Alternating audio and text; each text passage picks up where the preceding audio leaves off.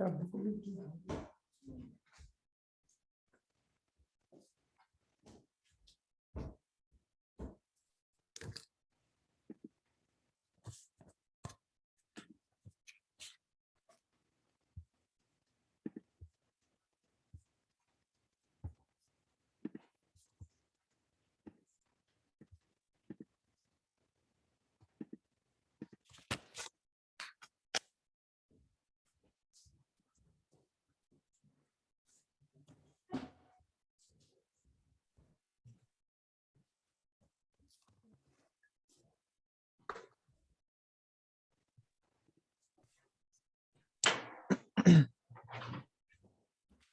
got you. Oh, you got it.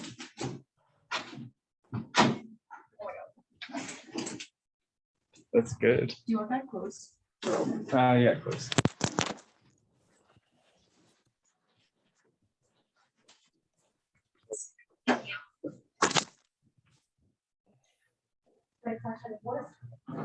Hey guys. Is that a Park City cubicle? Yeah. Even the cubicles are different in Park City. They're more luxurious. It's a luxury cubicle. Mhm. Yeah. Hey, look, Mary's with us and Kira too. How's it going? Good. How are you? I'm well. It's been just a crazy week, but I'm happy to have crazy over nothing to do. The nice thing about nonprofit work. Yeah. And actually some governments too. Great. Not the government that I worked for. No. Yeah. Okay. Also, this is recorded, just so you know. Aaron, can you let me share my screen? Oh yes, thank you. Yeah. The reminder. Hi, Mary. Did you see my good? Did you see my message on the Slack channel about today's city council school board meeting? I have not had a spare second to check that. Sorry. I completely I just want to make sure you check it going forward. I did, however, just see Gina's recapped email about it, and I'm so pleased about all of the amazing things that Public Works has been doing. I've noticed all the crosswalks, and I didn't know that they did it for 11 out of the 13 schools. I've seen it for at least 2 or 3, 4. Anyway, but 11, that's just incredible. They are just taking this in stride. I love it. Yeah. Was that what it was about, or was there something else? That's what it was about. Yeah. Yeah. They're really just upping the ante again and again. I love it. Yep. And one of them is with us now, Jared. So. Oh, that's so wonderful. Jared, thank you so much. We are so grateful for the crosswalk. Oh, hey guys. They're yeah, incredible. I smile can't every take time all the on my credit, way but past Timpanogos and on my way to Provost and past them. They're just everywhere. I'm so excited. yeah, we're happy with a lot of the stuff that was able to go in. I definitely can't take all the credit. Alex Judd from the school district's been awesome. It's so great. Yeah, so we're gonna give you the credit. You're here tonight, so. well, I'm glad you said that before Rob jumped on. So you snooze, you lose. No gratitude drop. It's all you, Jared. No, thanks so much. Sorry I don't have video today. I'm the engineer of the day today at Development Services, and we don't have a webcam on this computer. Oh. So no worries.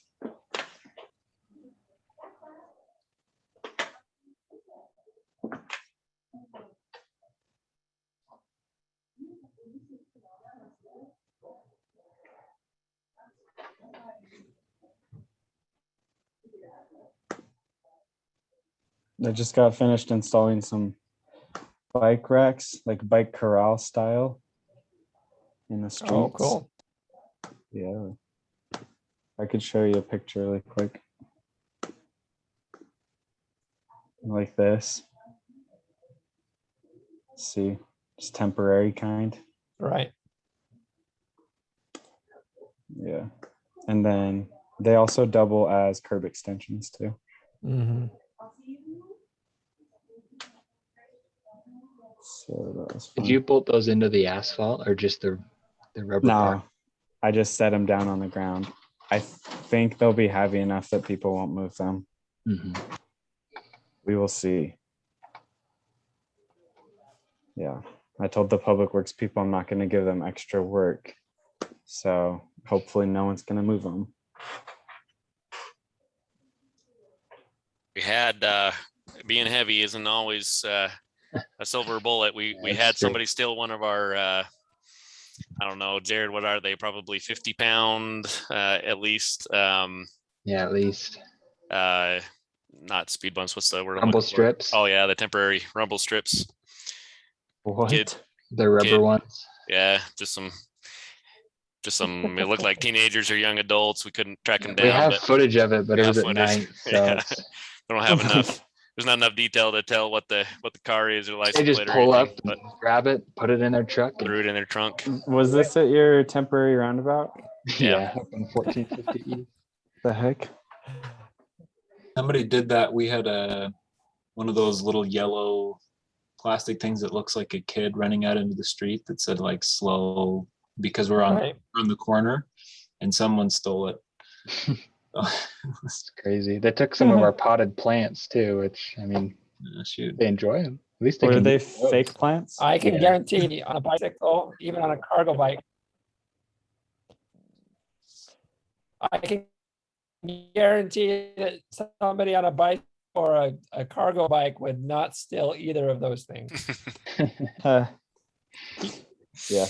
They could do Okay. so, but they wouldn't. Yeah.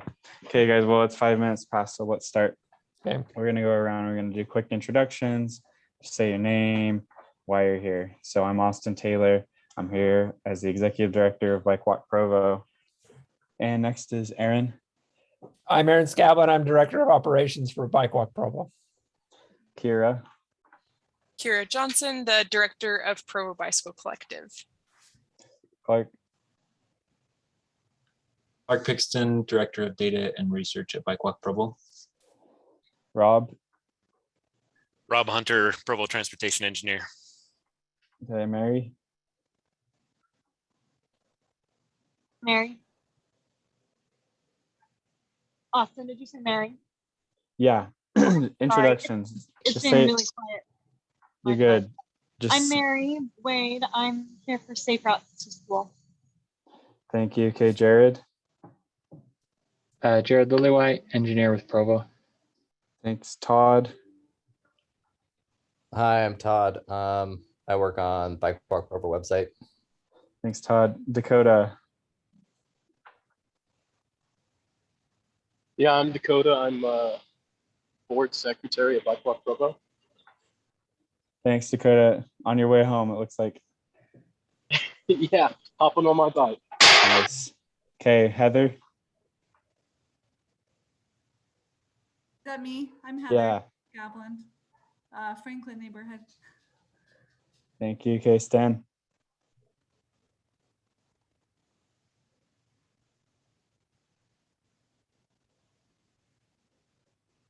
Stan, we can't hear you. Stan West, BikeWalk Provo Stories, tuning in from California on vacation and here for information as always. BikeWalk Provo provides a great deal of information that I wouldn't be able to find anywhere else. Thank you. Thank you, Stan. Thanks for contributing to that good information too, and the projects that we do. Okay, last is Hugh.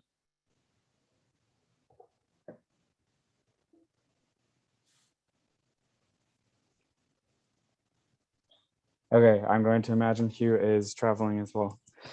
Okay, Mary asked to go first, so even before announcements and anything, we're going to turn the time over to Mary. So on the agenda today, one of the things that we have is an update and information about Bike to School Week, which Mary and Hugh are in charge of. So you guys want to tell us about what's going on with Bike to School Week and how we can support you with it?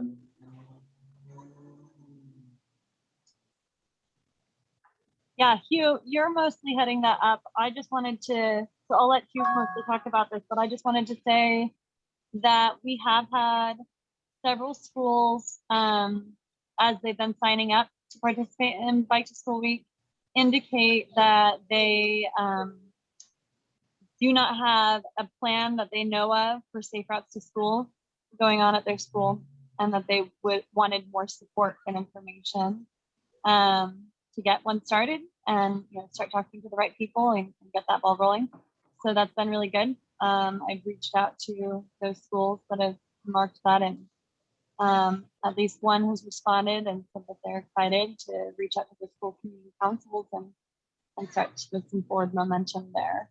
So that's, as we know, Bike to School Week is wonderful. We love this event. This is our 10th anniversary this year doing it, but we really want to see that more ongoing effort for safe routes throughout the year, so that schools don't feel like it's a one and done sort of a thing.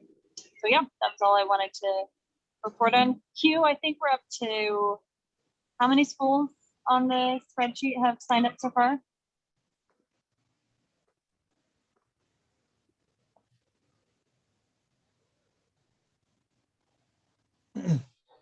Well, Mary, could you tell us the dates of Bike to School Week? Sure. I don't know. Has Q stepped away? Probably. Sounds like it. It's going to be the first full week after Labor Day. So not next week, but the following week. And I'm working off my phone, so I can't look up those dates. Okay, got it. And then the 13th, week of the 13th. Okay, and is it like usual where kids they ride to school and they're given some sort of prize or they're entered into a drawing? Is it like that? So the way, so far it's been, I think the majority PTAs that have been signing up to run it as we have in the past. And so those PTAs, we usually tell them to go ahead and put up a little table or two in the mornings for kids to come write their names on tickets if they walked, biked, or scooted to school. And then those tickets go in for a drawing for prizes. And Hugh has been working on getting sponsors from different bike shops, and he's trying to figure out better ways to make that distributed more evenly also. Okay, cool. If you guys need any help reaching out to bike shops, Christine's communication team has, I think his name is Adam, and he's the bike shop liaison. And so if you need help with that, then he can help. But it looks like Hugh's gone, so it's okay. No worries. If he jumps back in, feel free to have him fill you in with any other specific details on where he's at with the sponsorships, but I do need to hop off now. Thanks so much. Okay, thank you, Mary.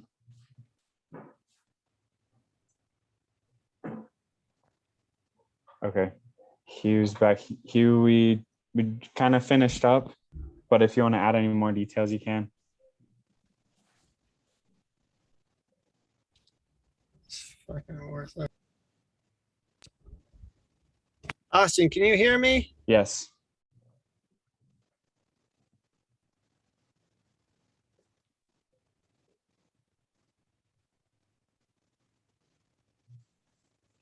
Okay, we're going to move on. Okay, we're going to move on to quick announcements. So as usual, I'm going to rely on the BikeWalk Provo Instagram feed for great highlights of things that have been happening lately. So during the past month, our new service coordinator, Chelsea, right? Yeah, Chelsea ran a cleanup of the Provo River Trail. So I was there, Dave Harding was there, Chelsea's partner was there, and we went around, we cleaned up goat heads, we cleaned up trash, and it was pretty fun. The weather was bad just because of the air pollution. It was a red level air day, and so I think that's why not a lot of people showed up. So Chelsea is looking at doing another one of these this month or next month. So look out for that. But that was still a fantastic event. And then the bike rack team coordinated and got their second bike rack installation done. This is at Cotton Tree Square Plaza, one of those. It's right by the UVX stop at University Parkway, and I don't know the street, but there's like the neighborhood Walmart there and the mixed development, right? So 3 bike racks, they're all covered. This was an interesting one because it was a wood installation instead of concrete, so they just screwed it into the wood. But beautiful and good job to them. And then James led a tour that was targeted to Orem Bicycle Coalition people, and we also had some Springville bicycle advocates come to this tour, and we had 2 council candidates at this tour. We invited all the mayoral and council candidates on this bike tour of Central Provo, and 2 came, and those 2 also won the primary, so they were both in the general election, and they are both BikeWalk Provo volunteers, so no surprises. But it was a great tour. James did a fantastic job.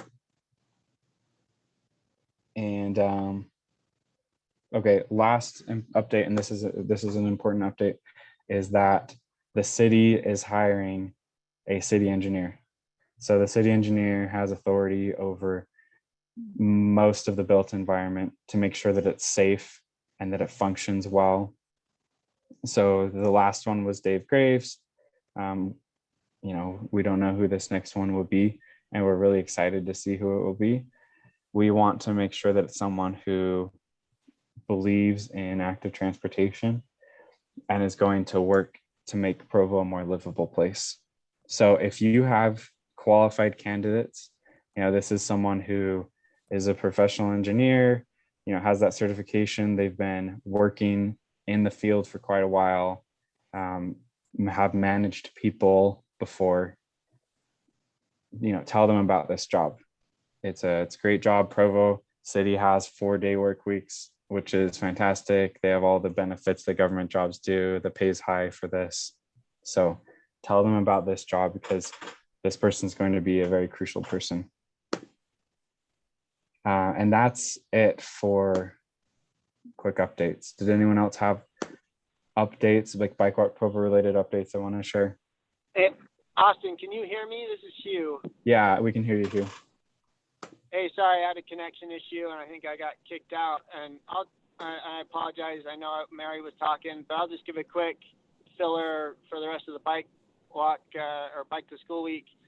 So I do have some prizes from the Department of Public Safety at the state.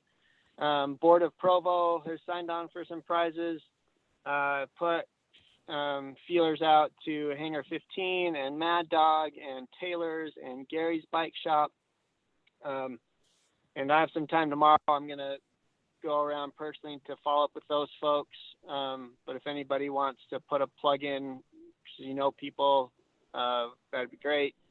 And the way that prizes are working this year is we're going to collect them all and then sort of divvy them up between the schools, because we just want to make sure there's sort of an equitable distribution rather than sort of a random chance that a school gets paired up with a bike shop that is more generous than another or something like that. So we'll be collecting those prizes and then getting them to the respective PTAs, next week sometime. So sorry again that I got cut off there and couldn't talk when Mary was talking. But thanks. And that's kind of where we're at. Awesome. Thanks for taking the charge on that, Hugh. You're doing a great job. You always do every year. And I know the kids love it. Can I ask a question? Yeah. Hugh, are there any bike shops that are not yet participating? I haven't heard back from Hanger, Mad Dog, Taylor's, or Gary's yet. Okay. But they've all participated in the past. All right. And so I'm hoping with my in-person visit tomorrow, following up on the request, that will, solidify it. So I'm not too worried, because they've all been great in the past. Right. But nothing official for this year yet. Okay. And have you reached out to Outdoors Unlimited? They've participated in the past. Yeah. Yep, Okay. Yep. I have reached out to Gardner, so that's another spot. Thank you for bringing them up. That's another spot I got to stop by tomorrow. Okay. All right. Good job. Yeah, thanks. Thank you, Hugh. Okay, we've got a couple updates from our BikeWalk Provo partners. So I've asked Kira to give us an update on how the Bike Collective is doing, and then same thing with Rob and Jared with the city's engineering department. We'll have Kira go first. Great. So first, that kind of ties into Bike to School Week. We have been planning a big kids bike giveaway. Our volunteers have been busy working on kids bikes. We're hoping to have at least 60 kids bikes given away by the end of September. And I've reached out to all the elementary schools and middle schools in Provo, asking them to refer specific kids who are in need of a bike rather than just kind of like randomly going to the schools, hoping to get them to specific kids who are in need, and tried to get ahead of that Bike to School Week so that any kid that wants to bike to school can. So if any of you are aware of someone too, like, please let us know. We'll have a bike for them. If you know of a family that isn't able to afford that for their kids. And going along with that, we did get a mini grant from UServe Utah to help pay for bike parts that we're using to put on kids' bikes that are given away. So we were excited about that. It helps us. And we do have some events planned for what we're calling Kids Week, which I think we're doing actually the week of Bike to School Week, which just Was that planned? No, it wasn't planned. So it was just like crazy when Hugh reached out about the week of Bike to School Week, but we're doing, it's called Kids Week, and we're going to do like a discount on one day and just have a bike ride one day that's kind of kid themed and do a few fun activities with that. So that's coming up. Another exciting thing happening at the collective is that with the start of this school year, we have a new partnership with Independence High School, which is the alternative high school in Provo. And we have one of our mechanics that goes there twice a week and teaches a junior mechanic class. And they already 1 week or 2 weeks in are enjoying it so much that they've reached out and asked if we would also do an after school program with them. So our mechanic Connor is going to be doing that. And he's really stoked about that, especially since he went through a similar program through the collective years and years ago. And let's see, our Women's Trans Femme Night is starting back up. It's hasn't existed for, I think, a couple of years, but it's going to return on Monday. So anybody who identifies is welcome to come. It's just a volunteer night geared specifically towards women's, trans, and femme. So excited to have that started. And for anyone interested in volunteering, we welcome your help, especially as we're trying to accomplish that goal of 60 kids bikes by the end of September. We'll take any help that we can. We are excited because even though we haven't had volunteering available through like a good chunk of this year, we have had 51 volunteers come, which is like 450 hours that they've contributed, which we feel happy about considering, like I mentioned, that's only a couple months worth of volunteering. And if anyone's interested, we have given away 39 Goodwill bikes to community members. So nice. What are the volunteer hours for that? So our volunteer hours are, we have people sign up for them, and I'm happy to send that link to you, but we have them during the day and then also Wednesday evenings. And then the WTF night is on Monday, once a month on Mondays from 5 to 8. Okay. Kira, what organizations or what kind of people are getting the Goodwill bikes nowadays? A lot of folks from Food and Care Coalition. They seem to be a big organization recommending folks. English Learning Center is still a big one. We have a couple recovery centers who have partnered with us, and they have a couple of clients that have come and got bikes. And foster care, Utah Foster Care. Cool. And then I'm going to share a question that Rob put in the chat. He says, I have a neighbor boy that could use a new bike. What do I do? I'm going to just put my email here and you can email me about it. Kara, this is unrelated to what you just talked about, but have you heard from BYU about their Y Bike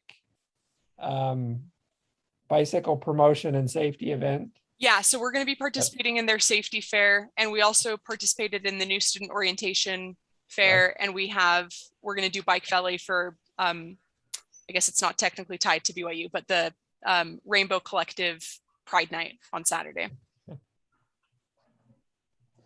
Cool. Thanks, Kira. Thanks for the update, and thanks for leading a great organization. The Bike Collective is fantastic. Okay, and then Rob and Jared, do you guys want to update us on current happenings in the engineering department? Sure. Do you mind if I share a screen? Yeah, Aaron will allow you.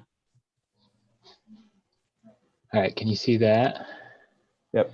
This is just one slide, just going to be a really quick high-level update on some things that have been going on. So safe routes to school is something we've been working on for a while. We gave a presentation today to the City Council joint meeting with the school board on that process this year. So we were able to either install or upgrade 24 crosswalks this year. We added 6 new pedestrian ramps, 1 concrete refuge island. And so that's been a good success there. It's going to be an annual process where we look to improve things and throughout the city. And so that's the update there. As far as our annual road rehab and concrete improvements project that we have, that's the process by which we were able to add 300 West bike lanes, Canyon Road bike lanes, 900 West bike lanes, and some improved sidewalks in some of those places. And that's pretty much wrapped up for the summer. There are a couple odds and ends that are still getting finished, like the actual striping of Cougar Boulevard,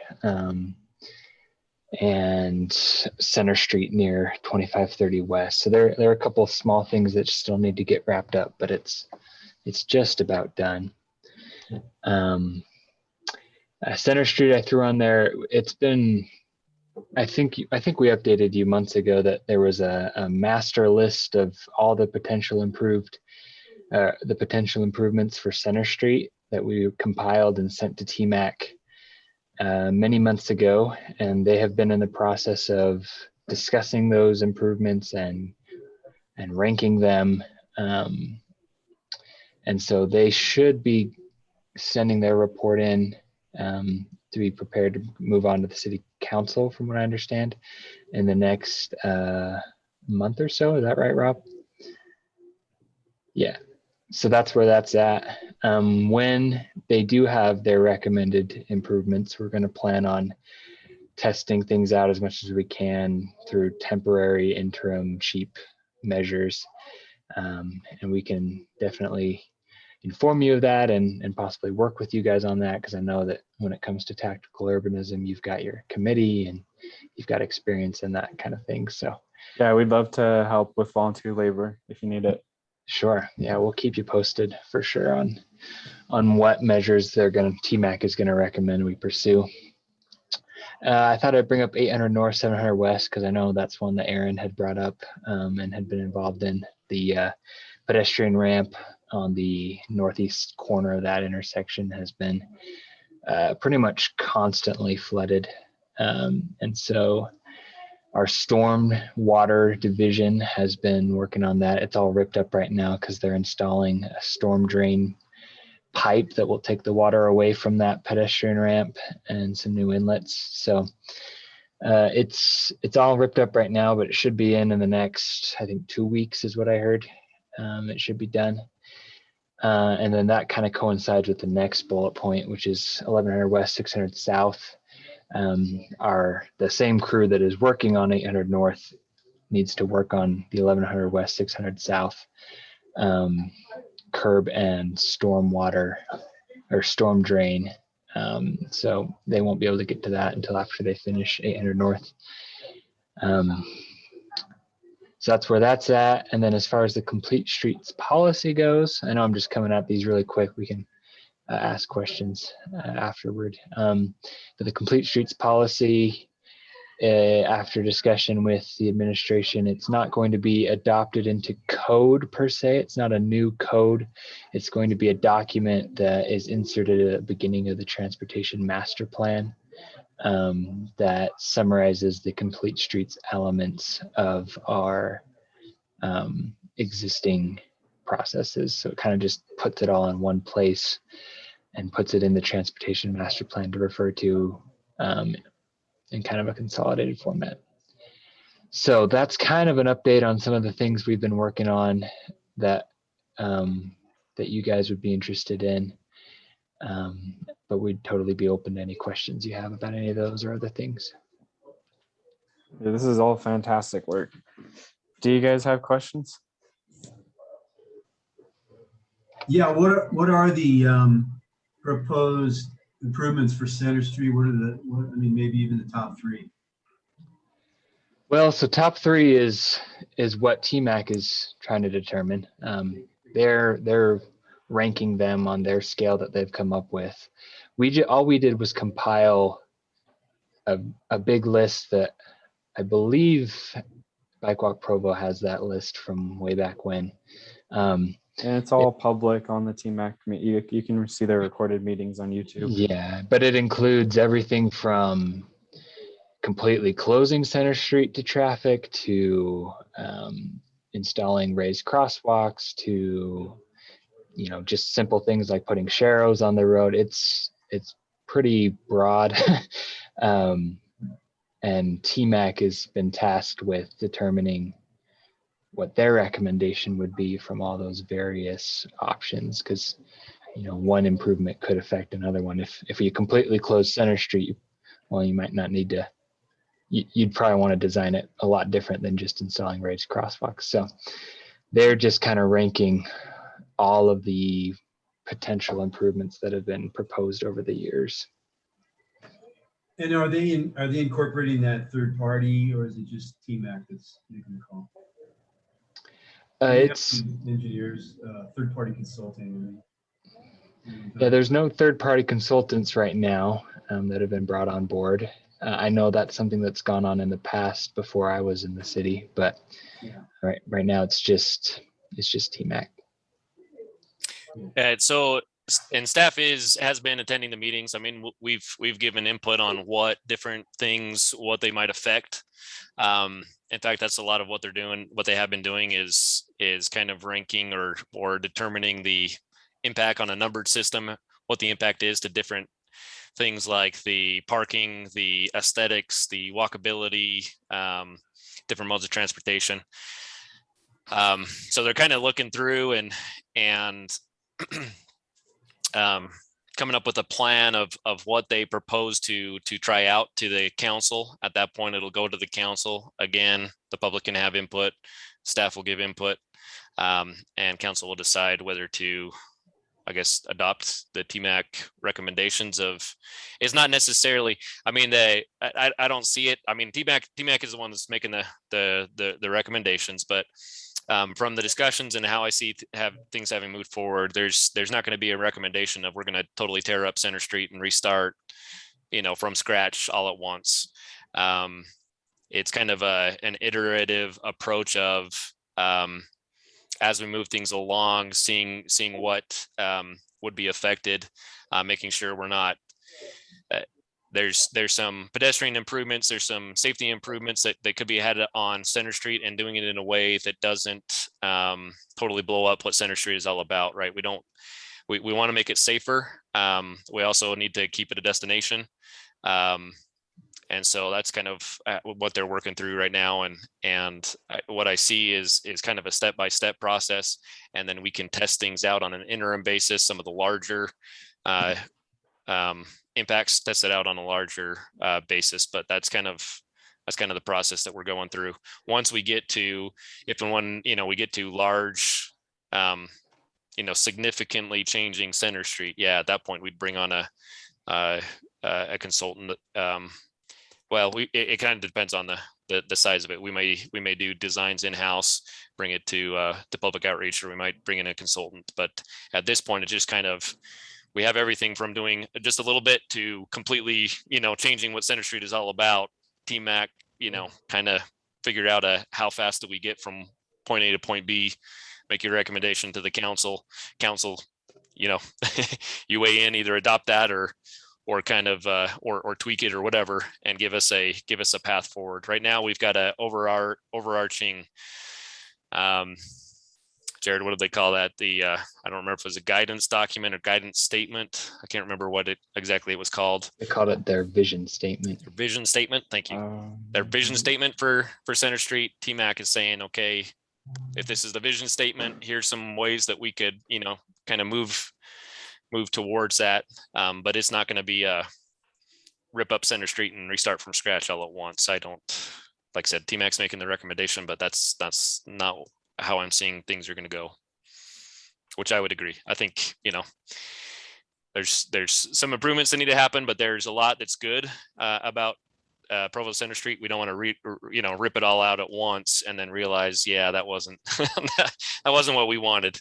So yeah, this Center Street, like as I talk with people from other parts of Utah, it's an iconic place. Yep. And people always talk about it. When they think of Provo, that's what they think of. And the design is fairly good. There's the nice trees, the diagonal parking is a good buffer. There's just a few problems, like the average speed being, or the 85th percentile speed being 24 miles per hour. That's the biggest problem that the BikeWalk Provo wants to see solved. So cool. And for those, just like as an FYI to all the BikeWalk Provo volunteers, we're pretty well connected with the Downtown Provo Alliance. Quinn Peterson's the director of that group. And, we've issued joint statements, joint press releases before about what the both of us are hoping to see on Center Street. And right now, it's not a complete shutdown of Center Street. We think that would be detrimental to business, because actually having the 20,000 cars per day going past there is good natural advertising. And that's something that for commercial property raises property values and sometimes raises sales too. But the main thing that we want to see, and Downtown Alliance wants to see this too, is slowing speeds. So we hope that whatever TMAC recommends, it's going to be in line with that, which is primarily to slow cars. And as another side note with TMAC, there's a vacancy on TMAC. There's one spot open. We have 3 BikeWalk Provo volunteers that have all applied for that spot. And the mayor's been sitting on that for several months, and we've followed up a lot of times. But we're trying to get a presence on TMAC so we can be in the room at these kind of decisions. Someone said this, and I really like this: if you're not at the table, you're on the menu. Right? So we want to be at the table. Okay, does anyone else have questions for Rob and Jared? I don't have a question, but I do have a comment. I think it's worth noting that Dave Harding at today's council school board meeting called for the city to allocate funds specifically to improve sidewalks. So that would give Rob and Jared more money to work their magic. And Dave Harding will not be on the council next year when the council determines its budget.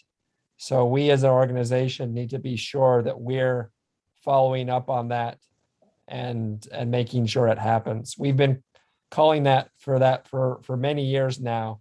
It's never happened, but we need to take advantage of the support that Dave made for that. Yes. Okay, thanks, Aaron.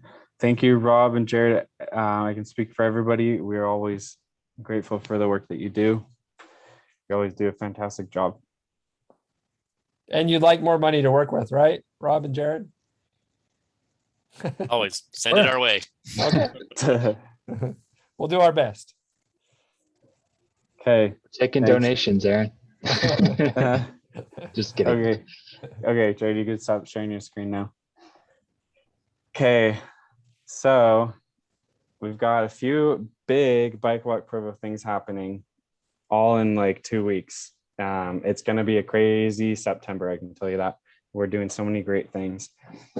First, I'm going to have Clark tell us about the bike and walk count.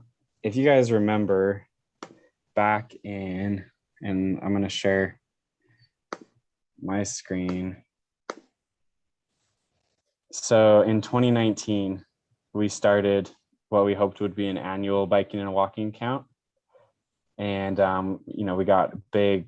So the data or the way that we do it, like the method of the count is something determined as a nationwide standard by the Association of Pedestrian and Bicycle Professionals and Alta Planning. And so, we copied this method and we hope to do it every year.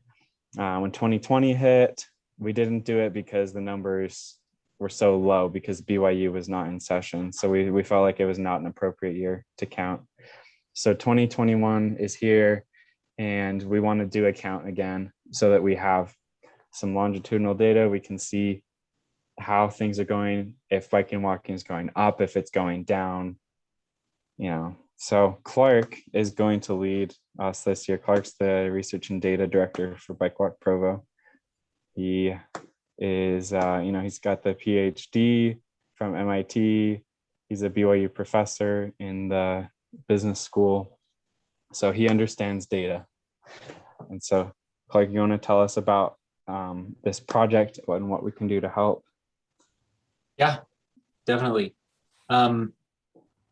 So I'll just add two things to what Austin, to the setup that Austin gave. One, data, as we all know, is great stuff. It's important. Lots and lots of decisions about streets rely on car count, some type of counting of traffic. That is, there's some technology, my understanding is there's some technology out there that can do that for bikes and pedestrians and scooters and all of that, but it's a lot harder and much less systematized. And so it's kind of on us. So I'm excited that we're building off of 2019. So we're gonna go to the same places that we went to in 2019. So we're really working on a data set that's going to be multi-years that will show us trends, as well as gather some interview data and information. So this is a really great opportunity to get a feel for what biking and walking looks like in a bunch of places in Provo, and I'm excited to have this data. Specifics are as follows. So in order to keep it consistent with what we did in 2019, we're going to do one weeknight in mid-September between 5 and 7. And that will be Tuesday, September 14th. And then we'll also be doing in the middle of the day on Saturday, September 18th. And I believe when Austin ran this 2 years ago, there were something like 10 or so different locations that we counted, which was great. But that means we need lots and lots of volunteer help. So I'm going to post in the chat, I just put a link to a Google form where you can sign up for Tuesday the 14th or Saturday the 18th or both. We will be kicking this out on social media, and I'll be reaching out to some folks at BYU to get some student help. But please, everyone here, if you can come for one of those days or both of those days, that'd be wonderful. Even better is if you can share this with friends, with people that that may care to help out. We provide all the data collection materials and snacks. So it's a good opportunity to get out, spend some time outdoors before it gets cold, and help us gather some really meaningful data. So look for that on the social media. We'll have more information coming out, but if you will, please share and sign up and come help us out. That'd be great. Thanks. Hey, I have Austin, a quick. did we ever get I remember last time we did that, it was right before the census. Did we ever get that final census report? Yeah, so this count and the census count are very different. This count is estimating the number of people who walk and bike at a specific location in the city. And we like to go to high traffic areas. And the census is an estimate of how many trips in the city are done by biking and walking. And that's every 10 years or so. The last American Community Survey that did walking and biking was 2012. So they might do another one next year or something. I'm not sure on that, but I'm sure we'll hear about it when it comes out. So that last time we did those counts, where did that go? And what was the outcome? Yeah, it's all on our website. I Okay. can show you. It's a big spreadsheet. Yeah, so then while you're pulling this up, it's not, I don't know that it's going to necessarily help you with this particular account, but I know, Clark, you were looking at trends on Cougar, and UDOT just replaced their detection system at University in Cougar, and with that we had them add a detection point on both the east and west direction of bicycle lanes. So you'll be able to pull those counts off of University now to help out, I guess, and kind of check those against the 300 West location. That's awesome. That's great news. And I imagine, as time goes on, more of that infrastructure will go in. For now, in order to get a wider view of the city, we're still going to be doing some manual counting for the foreseeable future. But that's great news. Thanks, Rob. The other thing that they did, which probably I think it'll be above the minimum on a place as big as busy as Cougar anyways. But the other thing that they set is that if when a bicycle is detected, it ups the minimum green time. Like I said, most of the time there's enough traffic that you're going to have more than the minimum green time anyways. But if it just so happens that a bike is there and there's no cars there, they will have extra time to get across the intersection before it turns yellow. Awesome. And to answer Rob Slater's question, so these are the counts. So we basically, we had people sit at a location for 2 hours, and at the at Center Street and 75 West, someone counted 22 bikes and 505 pedestrians within those 2 hours. And then using these formulas that these organizations have put together, we got an estimate for how many people walk across that area per year. 1.7 million, basically 1.7 million walking trips past that, 73,000 biking trips past it. And so our goal is, when we count in 2 weeks, we can compare that to this and see in certain areas, did walking go up? Did biking go up? Did it stay the same? It'll be interesting to see. And then we can track that over time. What website is this data on? I'll look at it. Yeah, so you can download all of this from the BikeWalk Provo website. You can just search on Google BikeWalk Provo count, and it'll be the first thing that comes up. Cool. Thanks, Rob. Yeah. Yep. And then Rob, Alta Planning is no longer running this at a national level, unfortunately, but they did respond when I reached out to them and suggested that we provide this to local and regional and state planning organizations. So I'm going to look into doing that as well, so that it's so that people know. Okay. Kira, any chance you could share this with your volunteers? Yeah, I was already planning on it. Yeah, I'll do that. Okay, awesome. Good. We'll get you a flyer real soon, Kira. Something you can share visually. Thank you. I think ideally we would have maybe 15 people for each time, because what we did last time too is some intercept surveys asking people what they like about the street, what they don't like, just their general travel behavior. If we could do a few of those again, that would be nice. So that's what I would shoot for, is 15 per session. Okay, anything else about any other questions on that one? Okay, thanks, Clark. I'm excited. I just signed up for Tuesday. I'm excited to count again. I want to get that. I was at 200 East last time on the 800 North. That was the 1.6 million walking trips. Okay, let me see what's next. Okay, and as far as other big things happening in September, okay, here is one. I'm gonna pull it up.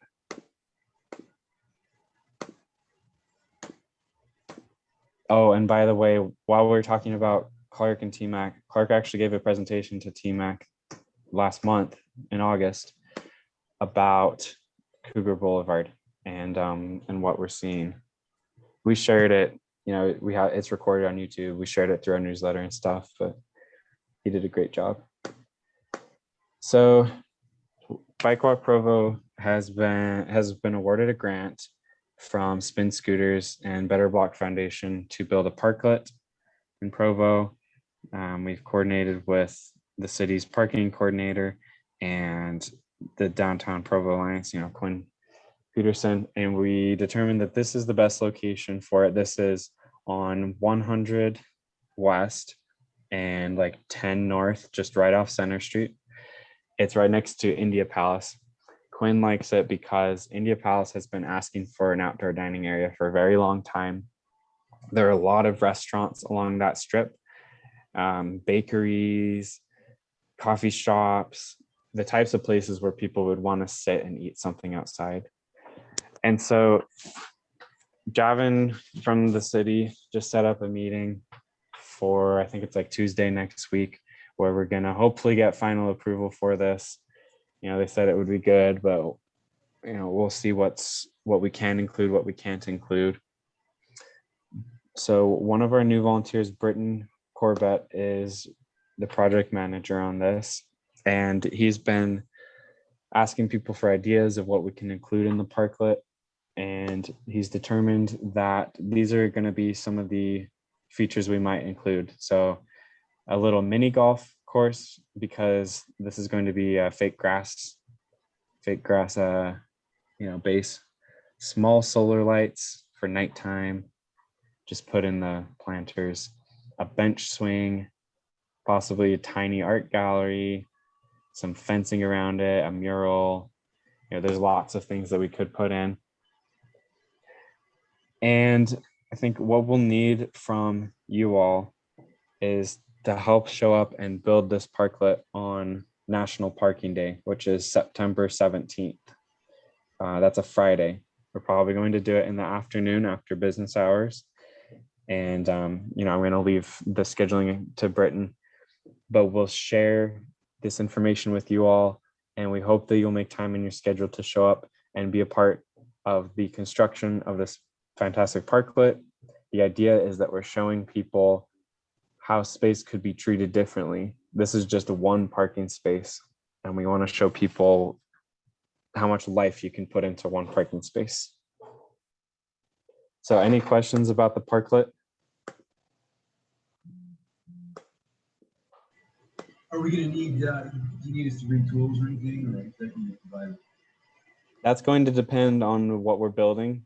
So if we do need tools, then I'll include that in the publicity information about it.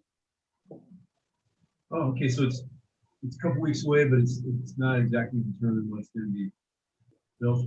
Yeah, exactly. We have a lot of work to do in the next 2 weeks, but at least we have money. Yeah, it starts everything.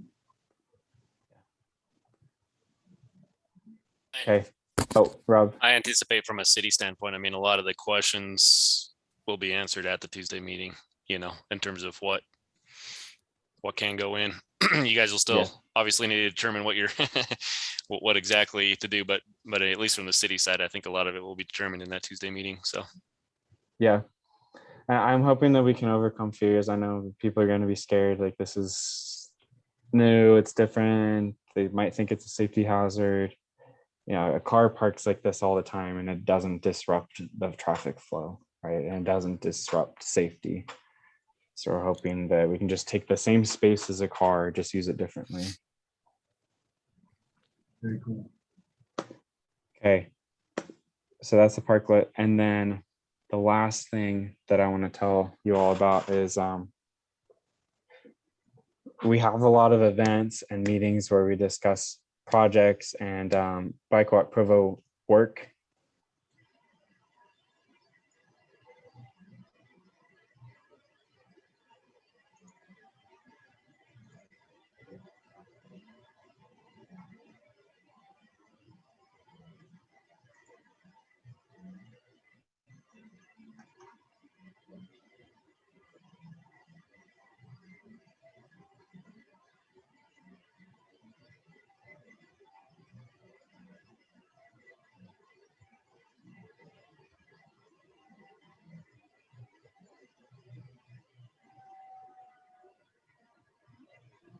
Austin, are you back with us? Yeah, I'm back. Sorry, Okay.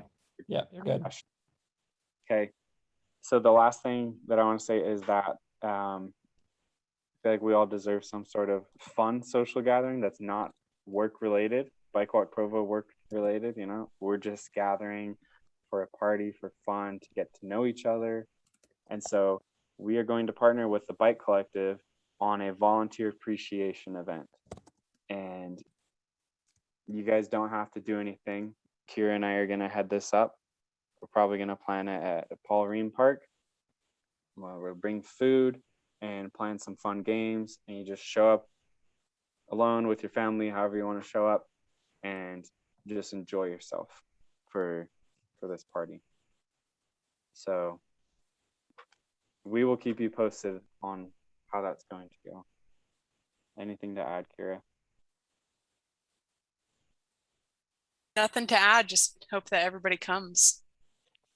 Yeah, because I feel like we've all contributed a lot, and we deserve to just enjoy ourselves and relax for one night. So that's it for me. Does anyone else have something they want to share in the last 5 minutes? At that gathering, I hope that Rob and Jared can join us so that we can raise a toast to them. Yeah. Yeah. Did you say what day it was going to be, or you still got to determine? It's gonna be September 20th. It's a Monday. We'll put that in all our newsletters and social media and stuff. Okay, sounds good. Austin, John Bunderson from Parks is about to join us. Maybe we really? should. Yeah, maybe he has something to share with us. Okay, sure.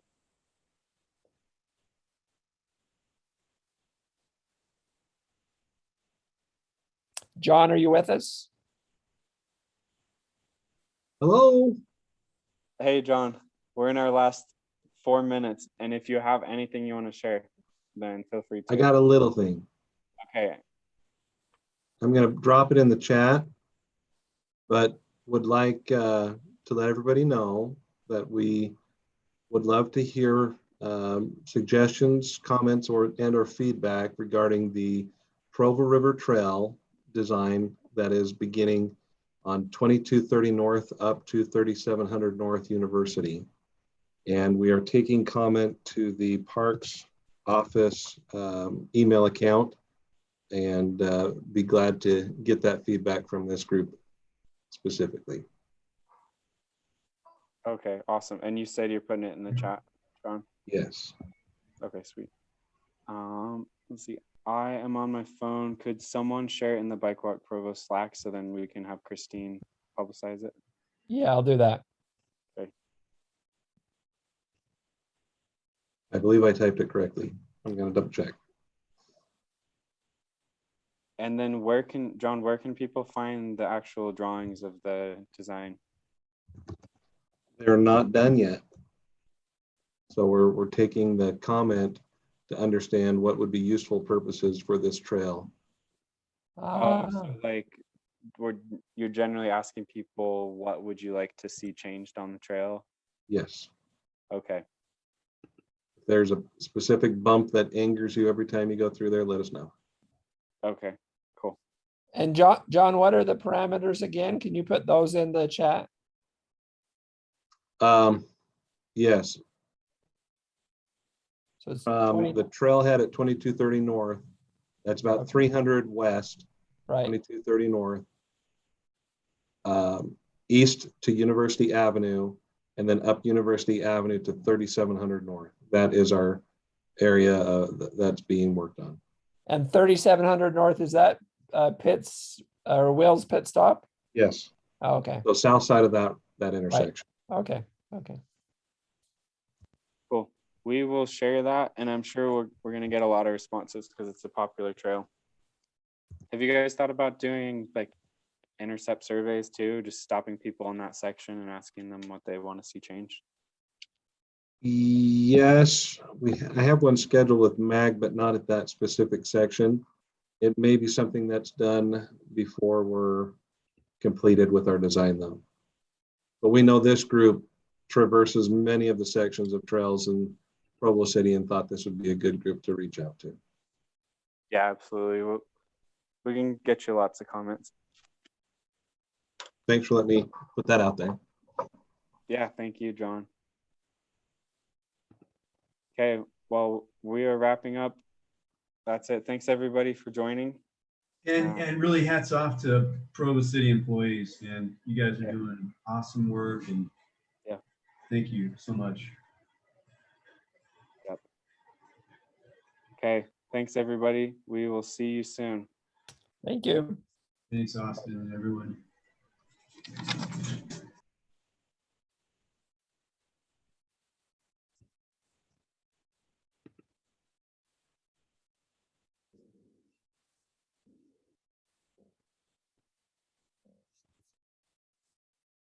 I see.